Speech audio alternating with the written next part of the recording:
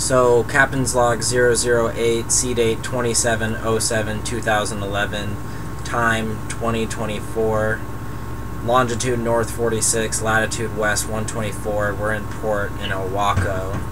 Fish caught today was 0 because we came into Owako. Cumulative for trip 2 was 65. We'll explain in a second. Cumulative for all of our trips combined is 514 albacore tuna. And it's day 22 since we left port from Fisherman's Terminal in Seattle. So our trip 2 was cut short. We were only out, it was like 1 day of travel, basically 2 days of fishing, you know. It was like 1.5 days. Like 1 day we were like fully fishing, and then the next day we were fishing, and then we stopped because the hydraulic pump that controls our automatic steering went out. So we turned off the engine, we took off the hydraulic pump. We have another hydraulic pump that we got rebuilt, but we couldn't just in case this happened, we got it rebuilt. In case this happened, we did that.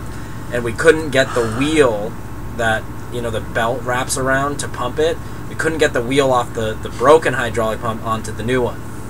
So here we are, we're in port. So we had the engine off the second day for a while, so we caught like, I think 22 fish that day or something.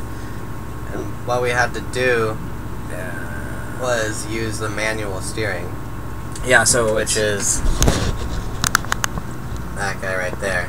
Yeah, so you're literally, instead of the jog lever, which is, and it's not, okay, so you have the jog lever, you just move it, and it moves the rudder, you know, with just the move of a switch or whatever, a little lever, right? And instead now we have to turn it. And we would have been okay. I'm the captain at the time, and I would have been okay with doing manual steering. Honestly, we're not just like wussing out and go, oh, we don't have our jog lever, so we're going to go in and we're going to cry about it. I would have been okay with it, but we honestly just weren't catching any fish, you know, and it just wouldn't have been worth it. When we were coming through the channel into Owako, my arm started getting tired, and I'm not trying to like wuss out, but it's tiring. You have to turn it all the way. And when you catch a fish, when your line gets taut, you have to do a circle. You circle around, and you go right where you caught again, and you try to pick up that school. We didn't have to do that, but doing that multiple times a day would just get tiring. And we're not trying to wuss out, but we weren't catching fish in the first place. So the other boat too. And the way what? I'm just trying to say the way that the manual steering works is it actually has a pump in there. It's like if you go to a well and you push, you know, where the hell's my hand? You push the little thing and it pumps the water, right?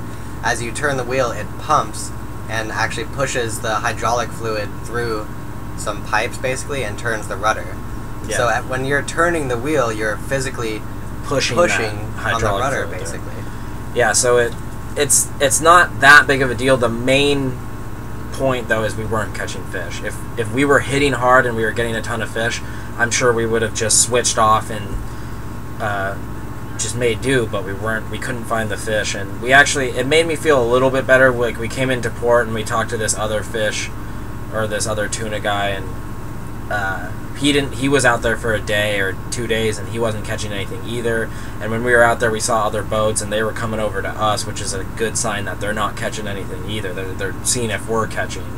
You kind of like go and investigate, you know, and so it's a good sign that we don't suck. But it's a bad sign because we're not catching fish, and that's what we're here to do. But God, I was gonna say something, but I totally forgot. We came into port and we're talking to some people who get tuna reports regularly, kinda, or at least one person. Then we're gonna go talk to other tuna boats and try and like form partnerships, if you will, and try and find out where the tuna are. And then if they find the tuna, they let us know, and if we find the tuna, we let them know. Except we won't let them know. Which at first at first, I honestly, like, when Bob was like telling us like, go to other tuna boats and talk to them and build partnerships and say, if you find tuna, tell us. If we find tuna, we'll tell you.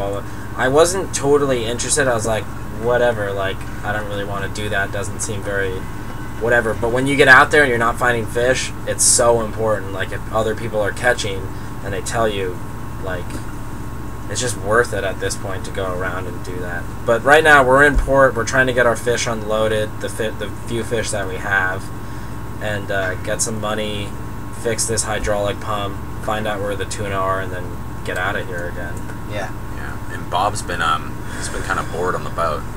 He wants to get off, which is kind of cool.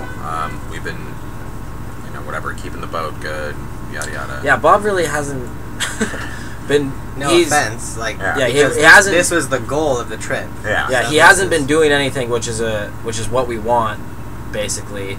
Not in a bad way, like for him, but we're actually getting to the point where we don't need him, and we're considering the option of just us three going out on our own.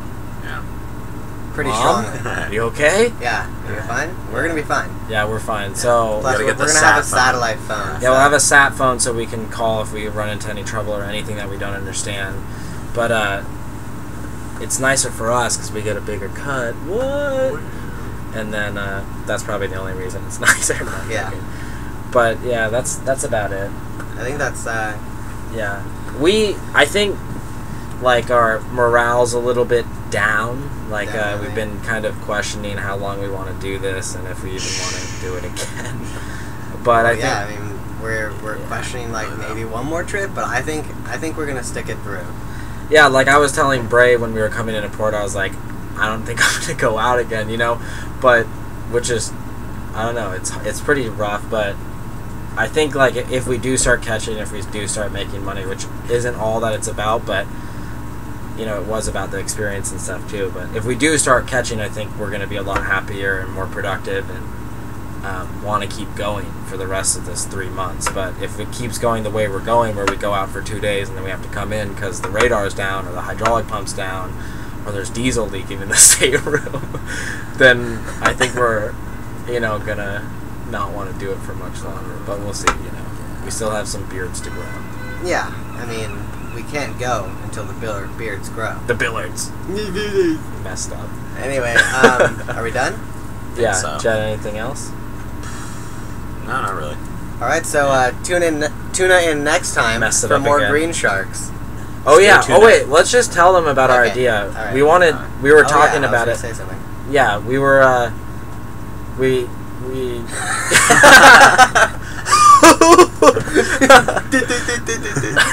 we coined the term, or I did on accident, the term green shark because somebody called us a land shark and a greenhorn. And a greenhorn is a reference to somebody that's new on a boat because they're throwing up, so it's like a horn and there's throw up.